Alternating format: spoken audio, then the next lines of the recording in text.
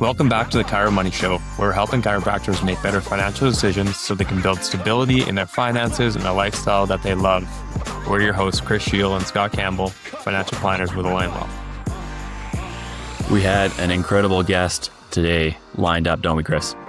Yeah, we do. Talk about the intro there, helping chiropractors build a lifestyle that they love and stability in their practice. Dr. Yeah. Dr. Jamie Richards is probably a great person to fulfill what we're trying to accomplish with the introduction of our podcast, hey? Yeah. Tell us more about Dr. Jamie Richards, Chris. Yeah, an awesome chiropractor. So he's got a practice in Ontario, Extraordinary Life Chiropractic, and then his Life by Design for Chiropractic, his coaching program. So yeah, very experienced doc and coach of other chiropractors, and just wonderful human, great articulator, like awesome communicator. Yeah, just a really awesome conversation about this whole thing about being intentional about what we're trying to achieve, and then having a practice that aligns with that and allows you to structure your life in the way you're trying to. Yeah, I had the opportunity to see him speak briefly. I saw the tail end of his presentation at the AFC Spring Conference at the end of May.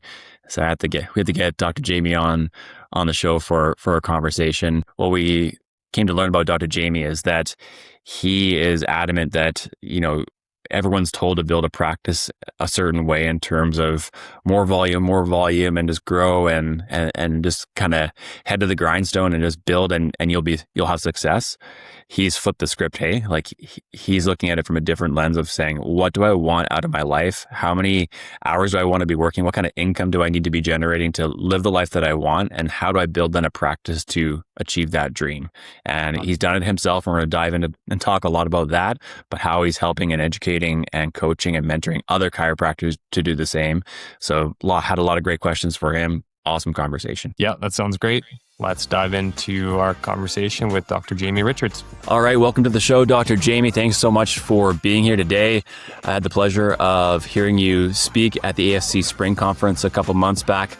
As a vendor, I only got to maybe see the last 10 minutes of your talk, but I was really impressed by the message that you were sharing to the audience.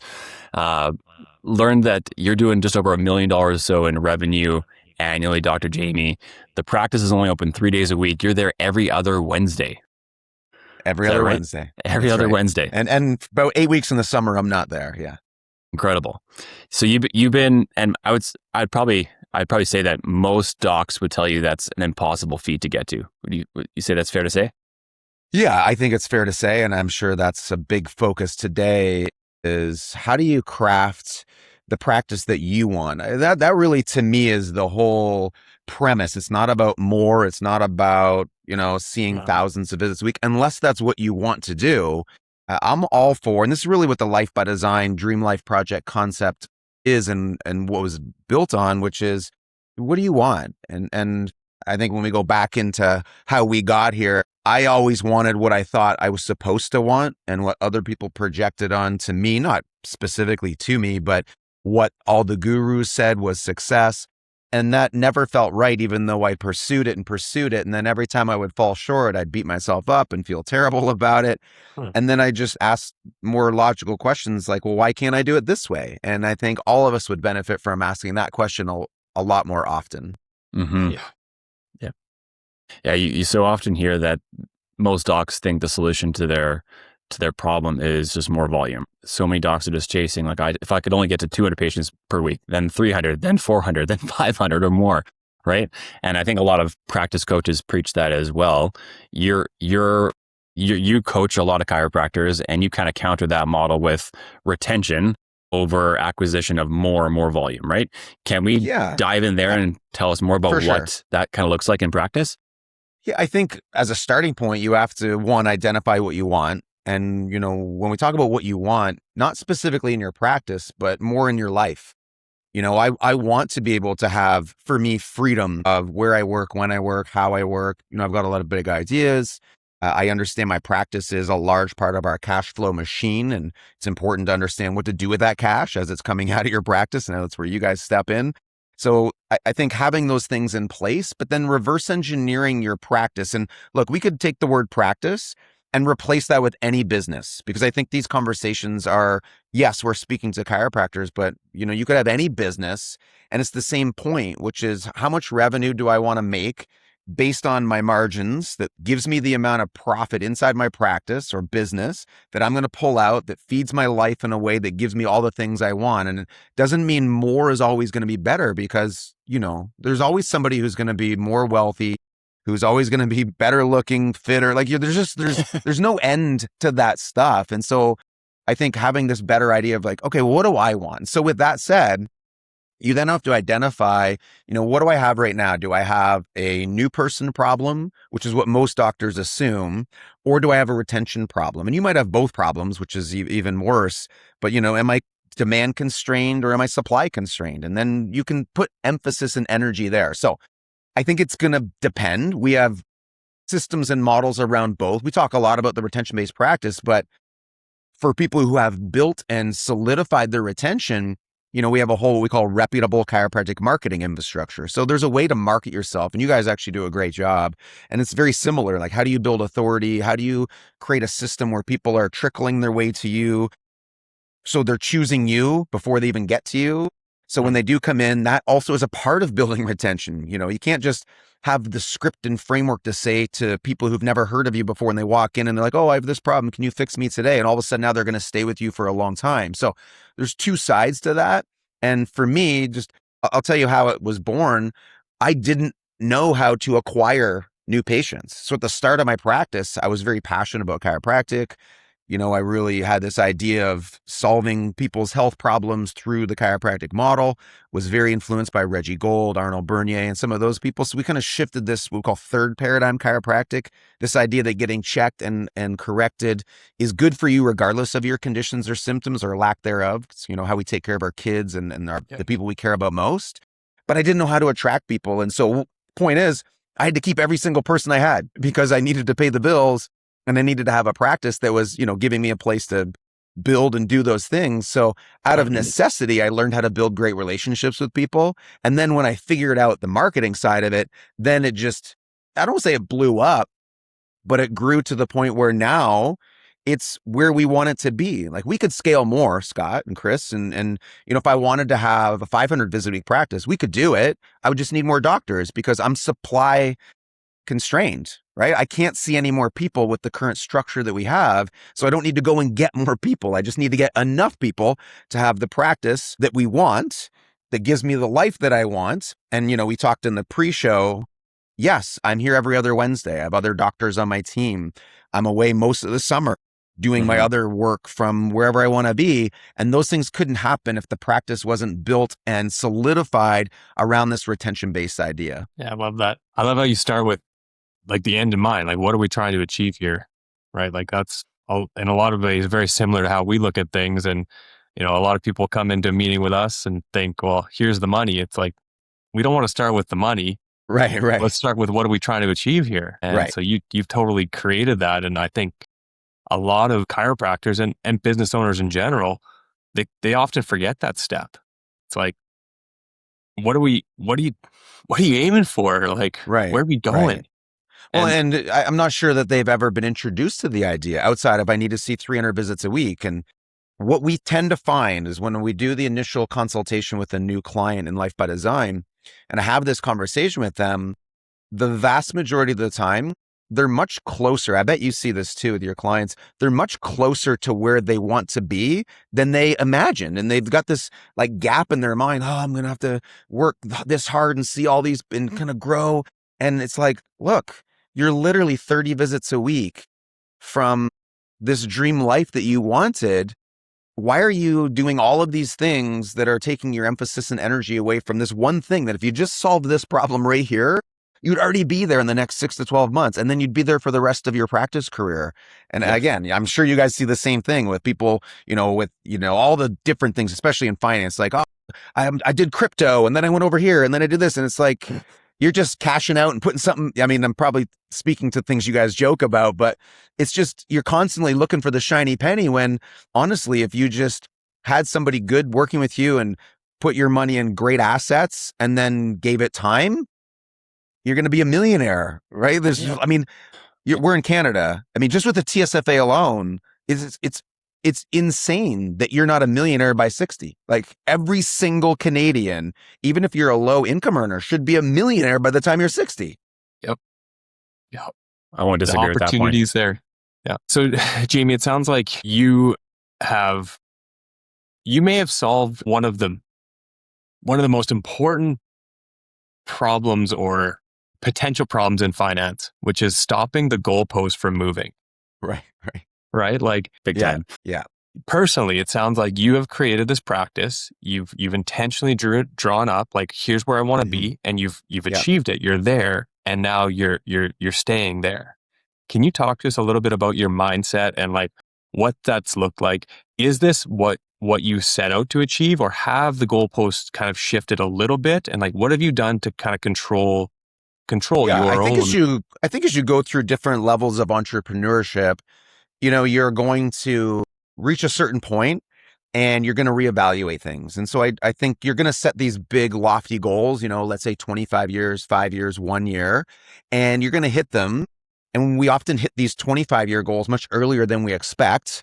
And we expect more of our, 1 day goal than we could ever accomplish, in a year. And so we kind of have to reorient this idea of, all right, here's what I'd like to be at in 25 years. Here's what I need to be doing today. And they probably need to flip it a little bit. The 25-year one needs to get bigger and the daily goal needs to get smaller. But as you go through these levels of entrepreneurship, you see things differently. I think about this a lot is I see things very differently today than I did a year ago or 4 years ago and so on. And so do the goalposts move? Yeah, but I don't think in the way that we think, where it's just, incrementally getting further away. We're just shooting for a different bullseye, I think is what it is. Now, I think you have options. And this is one of the things I like about building a great business is it produces optionality. If you don't have a good business, you have an income you need to make, you're in the business, you're working in it, on it, and it just feels like a grind because you're like, it's just, I've got to do it every day. I've got bills, I've got a family, and those are all real legitimate concerns. But as your business gets stronger and it produces, flexibility in terms of profitability, and what your numbers are, and you say, hey, I need to earn, we're speaking to chiropractors. So let's say, I need to earn $250,000 a year to have a great life, and that will make me very happy. Well, when you start earning 300 or 350, well, now you say, okay, well, I'm already meeting the number. Like, is more going to be better? Am I willing to put my time and energy into that? Or are there different options? And so I talked about this at the conference, Scott, which is when you're there or approaching that, you can keep going, right? That's an option if you love it and you could see that happening and it's really energizes you.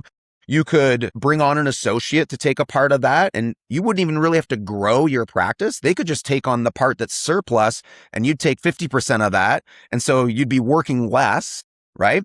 Or for me, it was about time. With our growth of Life by Design, that's our next step, is growing my personal brand and our Life by Design brand. And then also Life by Design for chiropractors continue to grow and actually put some energy into our consulting brand. It's always grown very organically. And so it's time to branch that way. So I wanted the time. And so I squeezed differently. I said, hey, let me get in practice as little as I can that still allows me to generate the base amount of income I need from that practice while the practice is still able to grow or at least sustain where it's at. And so my mindset in that sense is, my dreams are continuing to evolve and I have to keep shooting for them. Now I'm not going to sit here and pretend like there's no struggle there.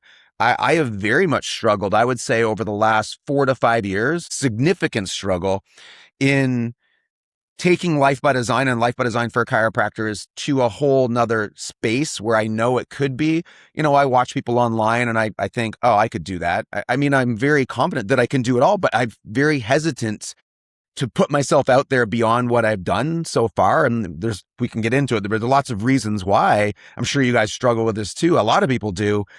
And yet that's where I'm pushing right now is I'm grateful you invited me on to have these conversations. That's where I'm at right now is I'm pushing myself to go and create this next piece, but I couldn't do it if I didn't create this practice piece. Mm-hmm. What have you talk a lot about squeezing before you scale. Could you talk about what that actually looks like some actual I think you need some numbers of what that actually looks like. Yeah, exactly. So let's say, for example, we talked about the retention multiplier, which is, a metric that we use based on, practice stats based on some of our internal data as to what your practice looks like in terms of retention, like actually giving it a quantifiable number. A golden rule that I use in our practice and with consulting is for you to sustain 100 visit a week practice. Now, we can also talk about pricing and kind of have all that stuff because that's important as a lever. But let's just say if you had pricing dialed in and everything was solid, for you to sustain 100 visit a week practice, you should be accepting no more in a retention-based practice, needing no more than 5 newly accepted cases per month. So that's shocking for people, right? So let's say you have a 200 visit a week practice. To sustain that, you should be accepting no more than 10 new patients a month. So I'll give you our scenario, for us in our practice currently, and we would consider this at least somewhat of a gold standard. There are some similar practices inside our program, but in general, we're going to sustain on our 3 days somewhere between 250 and 270 visits. And we probably accept, and that sustains our 250 to 270. We're priced at the highest. We just raised again. We're in a little, community, about 100,000, but my town's 5,000, but we pull from all around. There's 20, 30 other doctors within the community. So again, a lot of practices, here's what we see. Most practices need at least double that. And that's always been the standard in chiropractic. It's okay if you have a 200 visit a week practice, you need 20 new patients. If it's 300, you need 30, and so on and so on. I would say it's half of that. And so the standard, not even good practices, like the standard we've been told, or I should say not even poor practices, the standard is, double what I think it should be in that sense. And so squeezing means getting those numbers dialed in.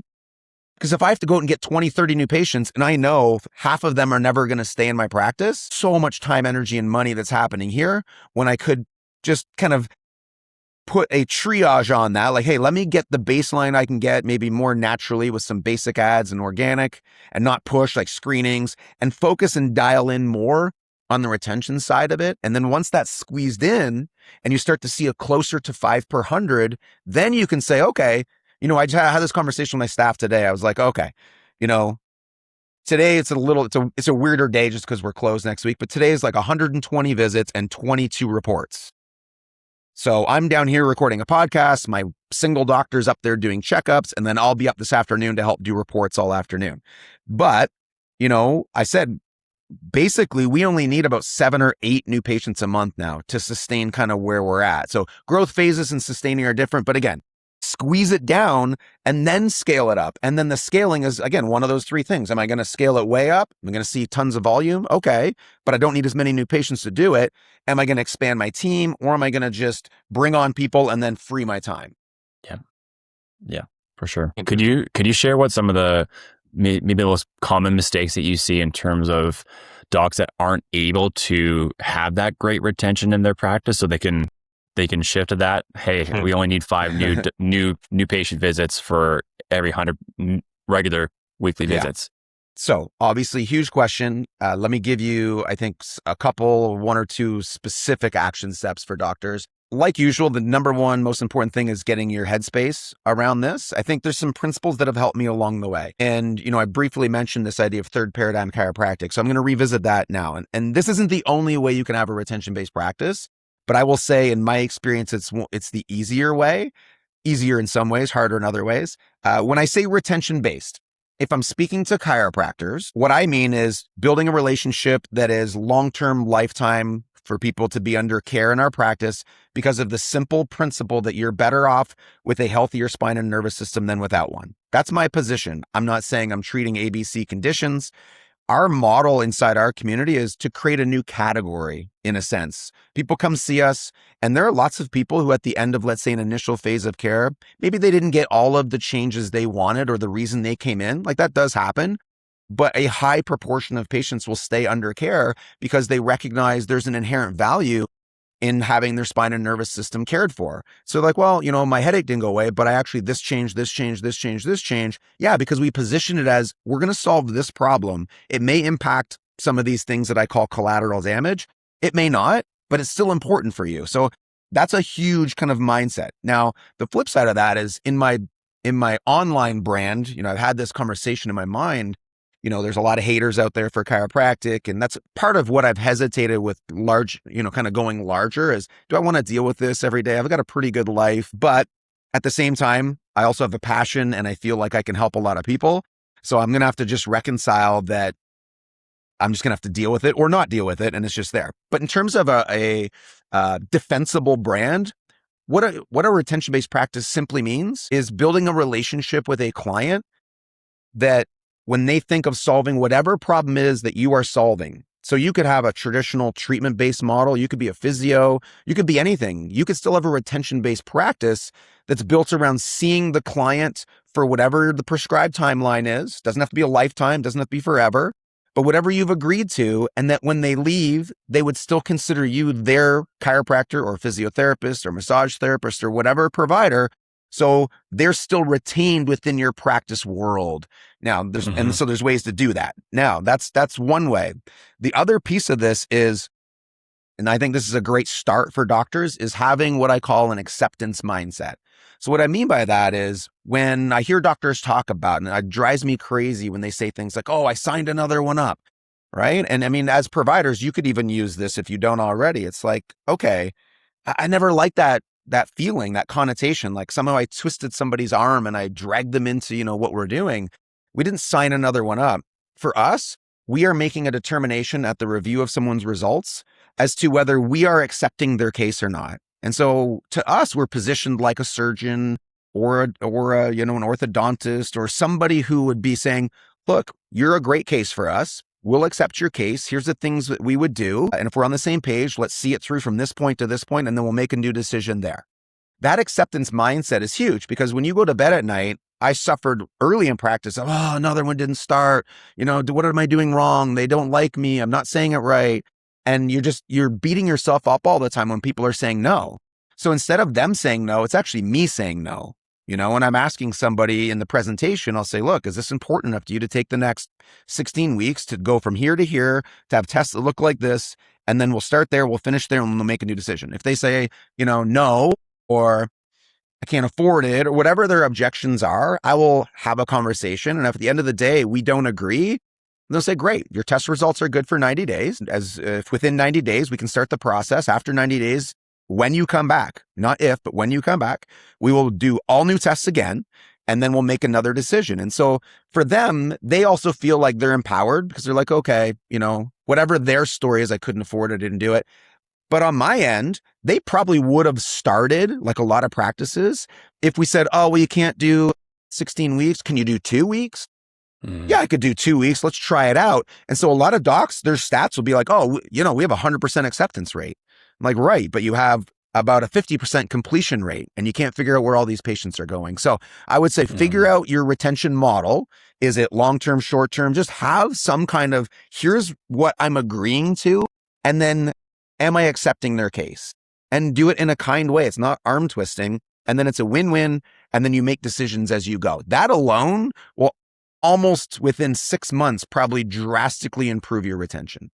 Is that kind of what happened in like your own personal story? You mentioned earlier, like for yourself.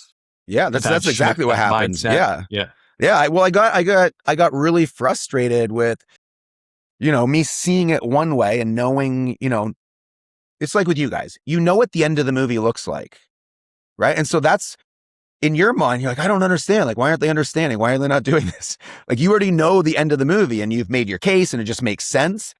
But that's not, human psychology. And so I struggled with like, how can they not want to do this? This is crazy. And so for my own sanity, I just made a decision that, if I can't get on the same page with somebody, I'm not going to start the process. And this is not like, again, not trying to force people in. I'm just say, look, this is not the right place for you. Let me make a referral for you to my friend down the street who's a traditional chiropractor. They can see you this afternoon. They'll do a great job with your ABC condition. And then down the road, should you want to address this more from what we call a biostructural problem, then we'll go ahead and we'll address it then. And people love it. Again, I'm knocking on wood here, I guess, but we don't really have anything below a 4-star review. And that's, 2 people out of like 200. We've got a great reputation in our community because I just tell people the honest position and then they make a decision and then we agree to it. And then they complete. So, our completion rate as a stat, back to numbers, runs around 97 to 98%. So whoever I agree to start the process, they finish the first 12 to 16 weeks. Occasionally somebody moves. Occasionally the agreement maybe wasn't as clear as I thought it was, and someone changes their mind in the middle. That does happen, but we're talking about, 2% out of 100. We only have 120 cases a year. So 2 to 3 people a year don't complete the initial phase. And then beyond that, you're looking at, about a 92% move into the second phase. And then second phase, 96 move into the third. And our annual renewal is around 97, 98%.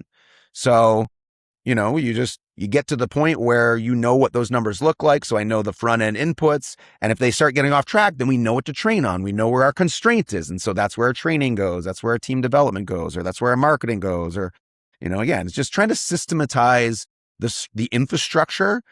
Once you understand the kind of the core piece of it, then you can add the layers, piece by piece. It's awesome. Okay, let's take a step back and talk about high volume practices for a minute. Let's say we have a doc that has a great high volume practice, but they're not getting out of it what they want because they didn't start with that end in mind. And maybe the idea is like it's maybe not quite as profitable as they happens all the time. All the time. Yeah, we see it too. Yeah. What would your advice be, or like how would you advise them to start that shift from high profit, high volume to higher profit?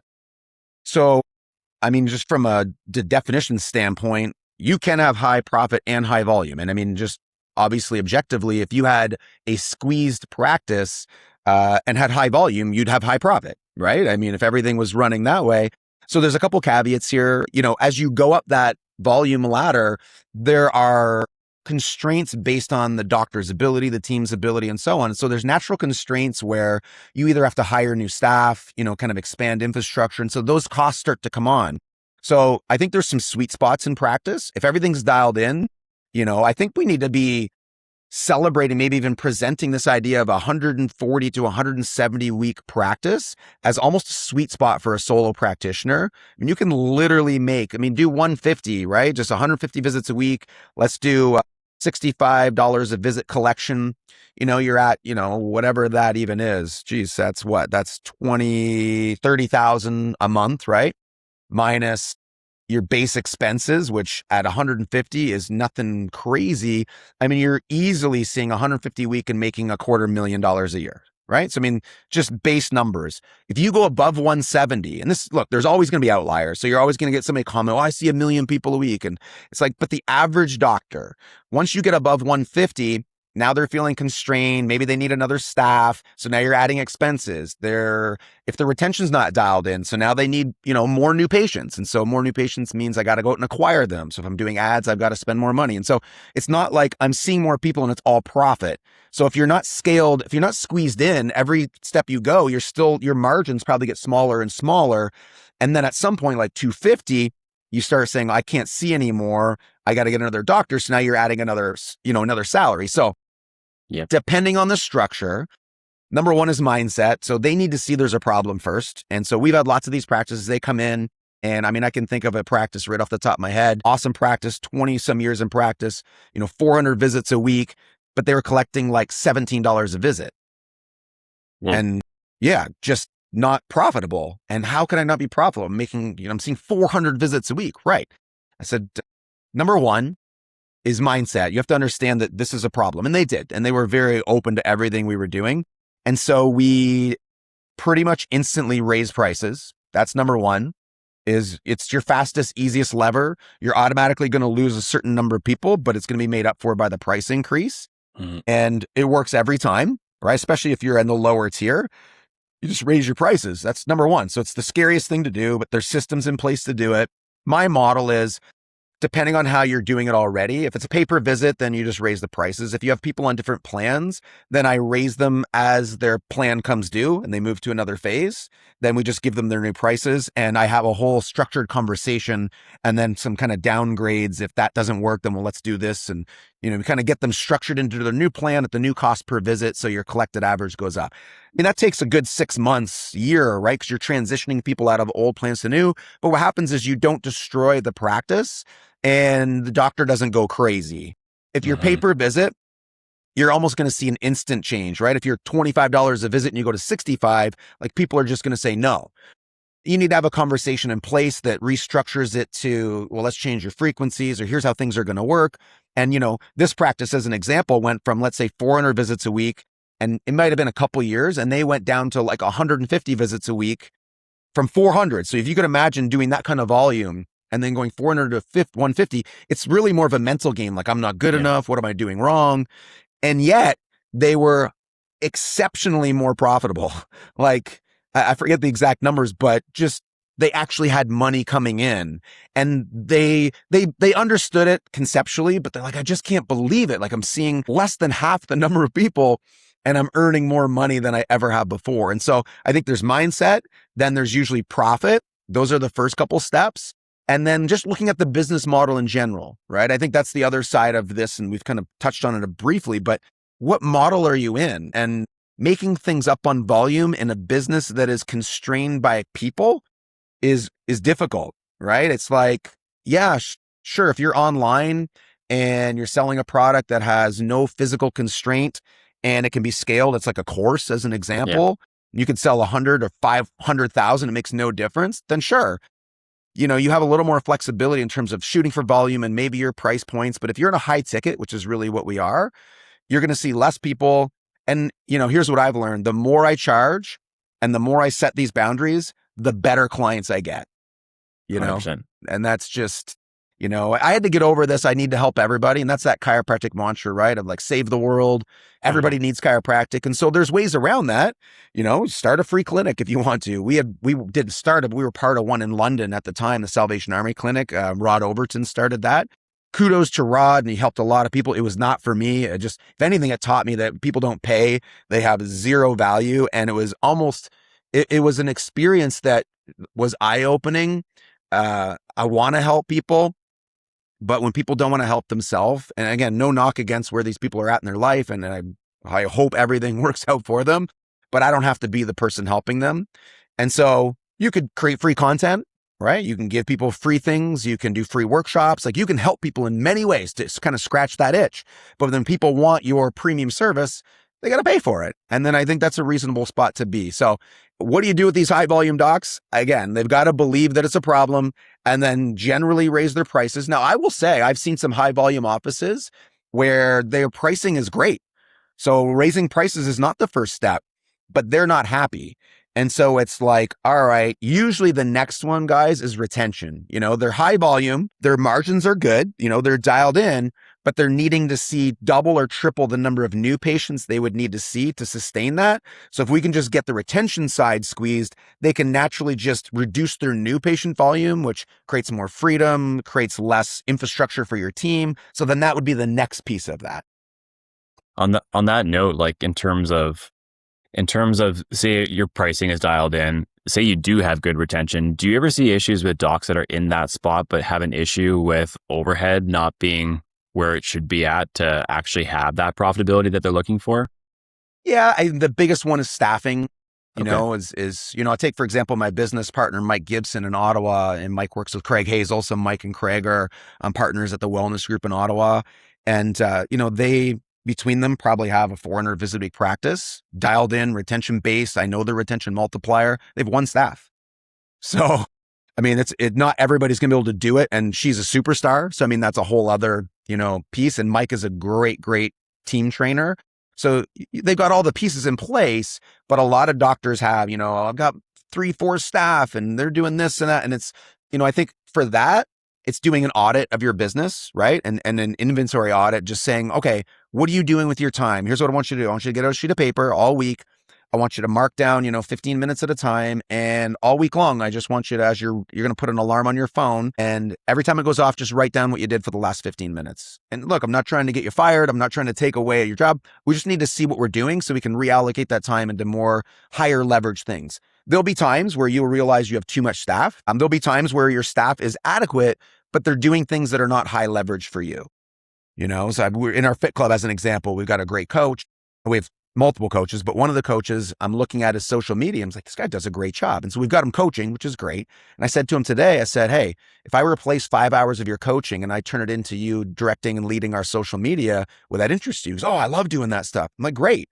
So now I'm going to bring another coach on who's a great coach who needed more hours anyway. And then I'm going to swap him out and I'm going to invest the 5 hours here, and it's going to be high leverage. So I would say from an infrastructure, I mean, yes, if chiropractors are into every little, bell and whistle, then yes, they may have a lot of things that they're paying for that they don't need, or maybe they built their business too big from the start, had big dreams, too much brick and mortar. So, I mean, there's lots of pieces there. I do think a boutique practice for a single doc in a small space at 150 visits a week, working 3 days a week, if that's kind of how you would see that amount of volume, one staff is ultra profitable with tons of freedom. I just think it's a model that people are not giving enough thought to, or pairing that with 2 doctors splitting expenses, both working 3 or 2.5 days a week, both making $200,000-$300,000 a year, net profit in their pocket, and not stressing about, I only need 8-10 new patients a month. Life's good. You're in a place too when you're accepting cases, like start or don't start. Right? Like I don't need you to start. And obviously that's not the conversation, but you get the point. Your mindset inside is, I want to help you. Here's what you need to do for me to help you. Sharing that story, it makes me think of a doc that at one point during the conversation, he's grown a pretty sizable practice, well over $1 million in revenue, big team, like multiple docs. And I remember him telling me one time, it's like, why am I doing all this? Like, I should just go back to being a solo doc with one CA and see, 150, 200 patients per week. And like, make I feel the same amount of money. I take a lot of stress. Yeah. More money and less stress. Right. And yeah, it's so true. We're sold this idea, right, of more is better. And that's where we started this conversation. And this is why, to full circle it, it's why the Dream Life Project is so important. And I mean, look, I have made so many decisions in terms of setting my goals and vision that turned out to be wrong, or, wrong in a sense that it didn't work out for me financially or in other ways. Like, incredible mistakes that I have made. We opened a cafe right above me. It was great. And then COVID happened. And so, we tried to keep it open. We didn't cut our losses like we probably should have. We lost $150,000. Well, that hurts. We bought a property in Florida when we were trying to move to the US during COVID. I was like, I got to get out of here. We moved into the US. Practice was almost sold. It didn't sell. We had a house in New Jersey and a house in Florida. The Florida one we paid way too much for because I needed a nice house. And then we ended up losing probably 250,000 US on the in, the out, all the different stuff. And so now I will say, in losing that much money, which is just like, it's even gut wrenching to talk about, what happened was, in order to sustain those losses, I had to exponentially grow our business. And so in that same time, our business went from 600,000 in revenue to 1.1 million in revenue. And now that I've got those debts offloaded, my revenue is still there. And so I'm not sure if I would have been motivated enough to grow it to the point we grew it and squeeze it to that point if I didn't have that pain. But I wouldn't recommend people just go, write a check for $400,000 because they want to learn how to grow their business so it covers that loss. It's an expensive lesson. It's an expensive lesson, yes. And motivator. Yes. Yeah. Big time. Yeah. Do you think it's possible, like, obviously you're in a small town, 100,000 around your small town of 5,000, you said, and it sounds like there's lots of docs, lots of offices in that area. Obviously that's your experience personally, but can the same thing be replicated in the GTA, in Calgary, in Vancouver? Like, what about rents? Rents are expensive. For sure. And I think that every market is going to have its own constraints. But look, this is just business. Welcome to the world of business. Welcome to entrepreneurship. This is what it is. You have a problem. It's a solvable problem. With any, and this is what I learned in the cafe. This is the lesson is, and God bless Mike, because he told me before I opened the cafe, he told me. And I was, did a call with him, and he's my business partner, but he's also a business coach for me. And so I was talking about it. Had this dream, and he said, look, I just have one question. He said, is there a market for like premium coffee and a premium cafe in your town? Oh yeah, there's people will love it. Right. And so in the end, there wasn't a starving crowd. I mean, we marketed hard. I mean, I was working it, and we were bringing in 20,000 a month, but we still were not profitable. So that's how food costs and all those different things, staffing. And so the point was, if there is a market, then you can be profitable. And then you have to build your structure around, funneling the demand into your business, solving a problem that's unique to you for a unique population, like all the stuff, all the just old school, Dan Kennedy, Eugene Schwartz, like David Ogilvy, like marketing, business, advertising. And so I think the reality is a lot of doctors and just business owners don't understand those things. I certainly didn't understand them 10, 15 years ago. And it's been a journey to figure it out and learn and study. And so, yeah, you can do it. You would just have a different market constraint. Maybe you're going to share space. Maybe you're going to be in a smaller space. You're going to start small and grow if you want to. I think in some ways, being in that market, you're going to have higher costs. You're going to find a smaller space. You'll naturally constrain yourself. Whereas if you didn't, like in my town, I could go take a huge space. I mean, we have a 10,000 square foot building and I probably pay, now we own the building, but we pay and rent probably what somebody else pays in GTA for like a little room, which is insane. And so, but I market to 70,000 people. You can market in a 5-mile radius to 1 million people. And so there's one constraint, but then there's one benefit on the other side. So I think it's all 6 dozen half of the other. Going back to the Dream Life Project, what do you want? How much do you want to earn? Where do you want to live? Right? I think that's a question. Like, where do you want to live? Where do you want to be? Where do you want to raise a family? Do you want a family? Do you want to work 5 days, 2 days, 3? You can do whatever you want. And I do think outside of the chiropractic conversation, I'm thinking of my kids. They're 9 and 11. They're homeschooled. And again, no judgment on someone who does, and maybe it'll change, but I don't see them going to university. Maybe they will. I have no idea. But my vision for them is to give them skills today that they could earn money with right now. We talk about money. We have money conversations. We use an app where they have gigs that they do on a regular basis and it fills their app with money and then they cash it out on Sundays and some goes into the bank and some goes here. And so they sold cookies at Christmas time and a cookbook. They made a cookbook in our homeschool. They sold it. They made $800 selling their cookbook and their cookies. And so just saying like any business is doable if you understand the models of business, advertising, and entrepreneurship. Chiropractic is just a business with inside of that has its own kind of sets of rules, constraints, benefits. I will say this, and then I'll throw it back to you guys. You do not have to be very good at chiropractic to be financially successful. And that's a huge benefit, right? It's a high ticket item. It kind of sells itself in some ways.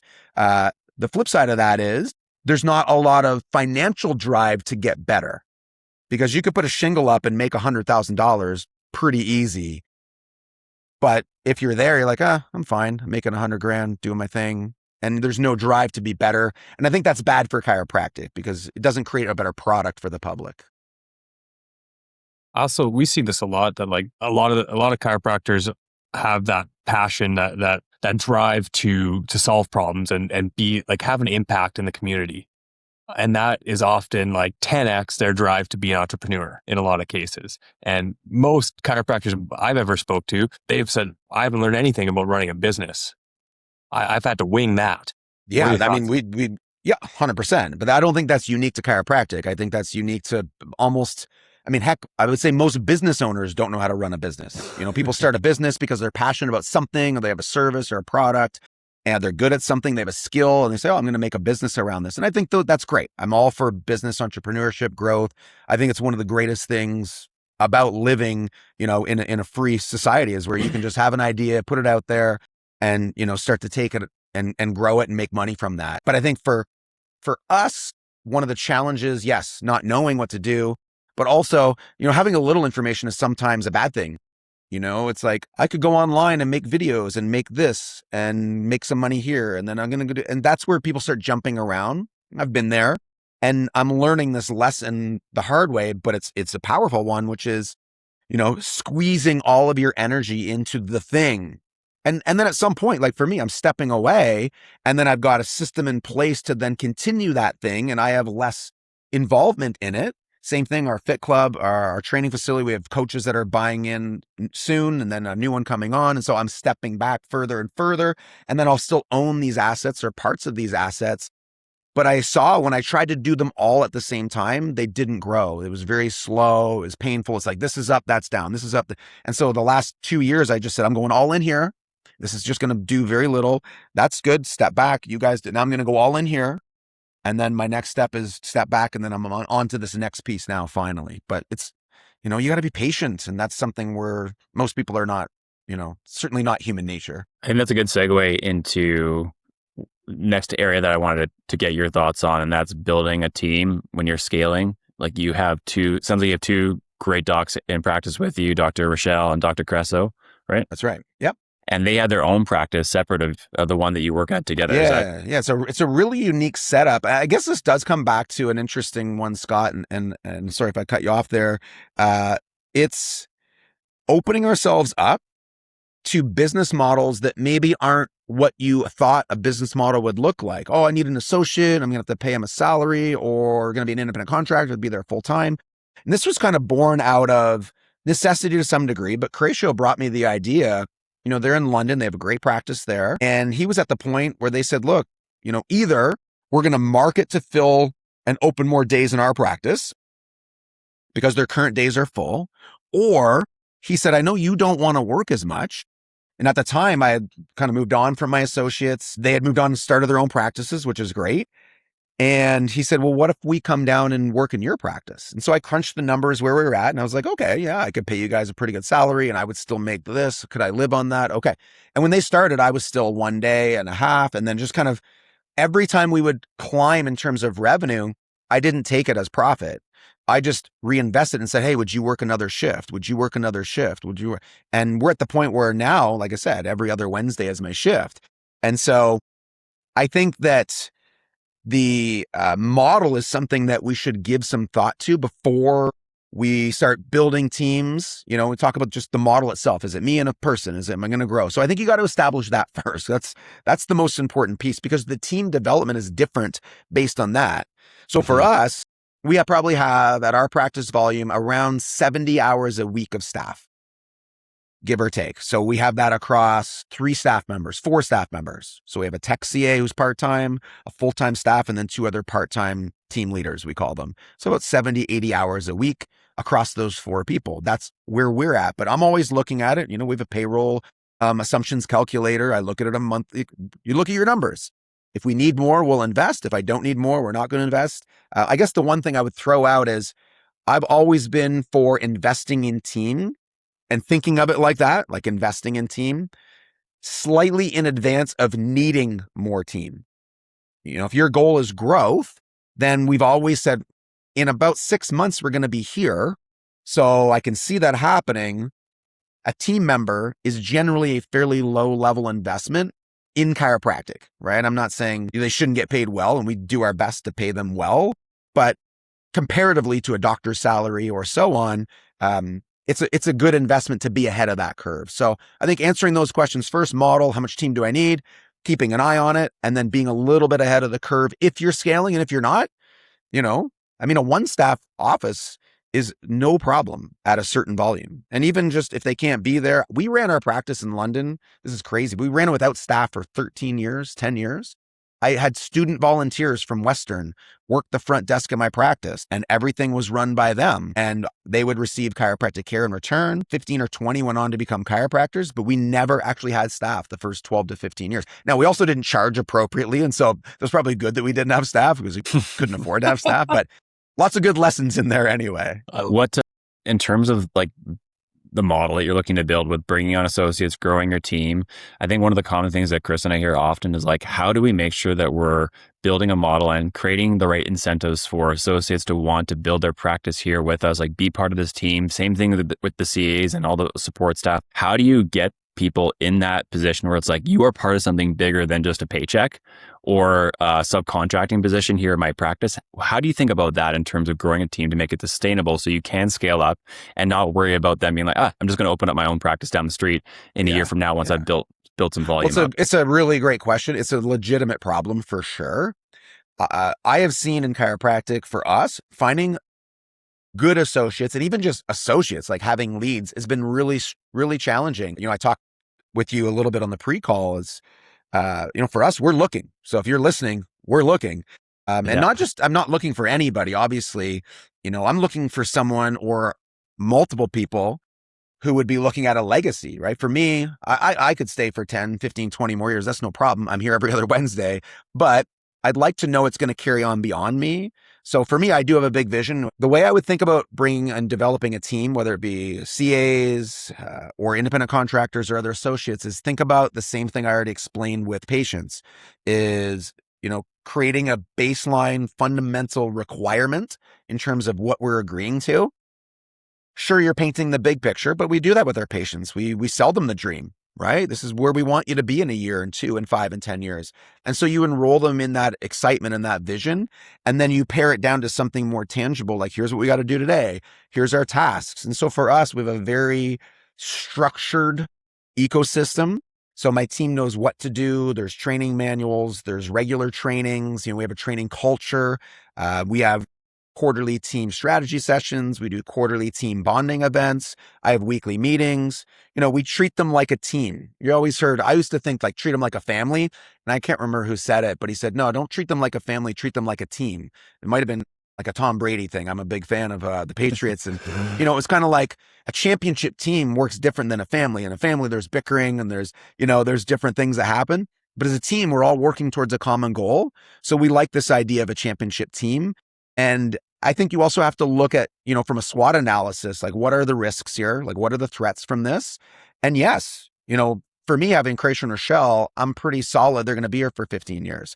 So I'm not too worried, but I had 5 other associates and yes, they all left and opened their own practices. And the last one, who's still a good friend of mine and still in Life by Design, he was buying the practice and then just kind of at the end, it didn't work out, went in a different direction. And that happens. Mm-hmm.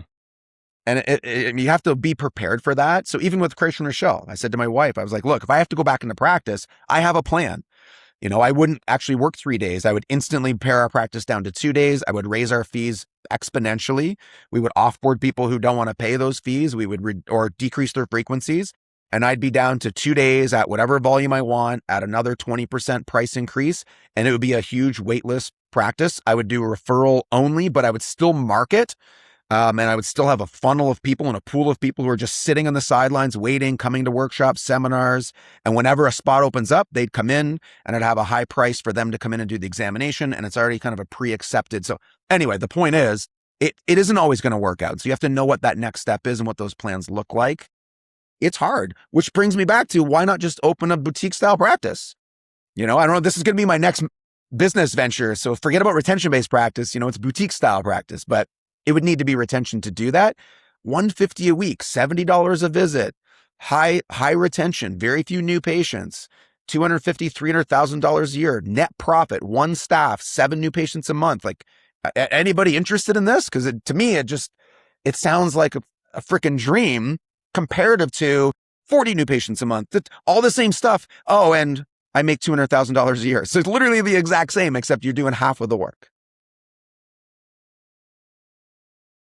This has been a great conversation, Dr. Jamie. Yeah, lots of fun. I could just keep going, but I also understand that not everybody listening is going to keep going. Yeah, we could keep going. We'll have to do this again. Yeah, for sure. With some, there's lots of more follow-up questions we'd love to ask you, but I think it's a good place. We should just kind of wrap it here, but we'd love to give you the chance to just kind of tell people where can they find you, and how can people connect with you if they'd like to. Yeah, well, I would say, 3 ways to connect. Number one is if you're a chiropractor and you're looking for an associate position. And when I say that, I don't just mean you're an associate. Maybe you have your own practice and you just don't want to run your own practice anymore. I think that's actually a great model. Croce and Rochelle have their own practice. They come here 2 days a week and they work in my practice. And so if you're that person or you're looking at a longer legacy play, maybe a husband-wife team, again, I'm open. We would love to find some great people to have a conversation with. If you're looking to follow Life by Design for chiropractors, you can find me on Instagram, YouTube, Retention-Based Practice, and then just launching my personal brand.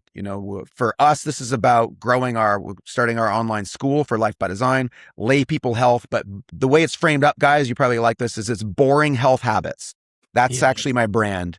Is just getting back to basics. So Dr. Jamie Richards on Instagram, Facebook, YouTube, and be lots more stuff coming out soon. And this is a good push for me to get this stuff out. So thank you for asking and making me get my setup back so I can start the podcast again. Love it.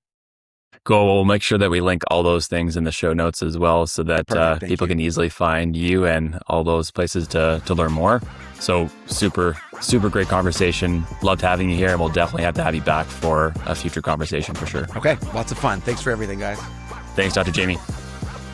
All opinions expressed on the Chiro Money Show are for educational, informational, and entertainment purposes only. Nothing on this podcast should be considered financial, legal, accounting, or tax advice. Always consult your own team of licensed professionals before making decisions about your finances.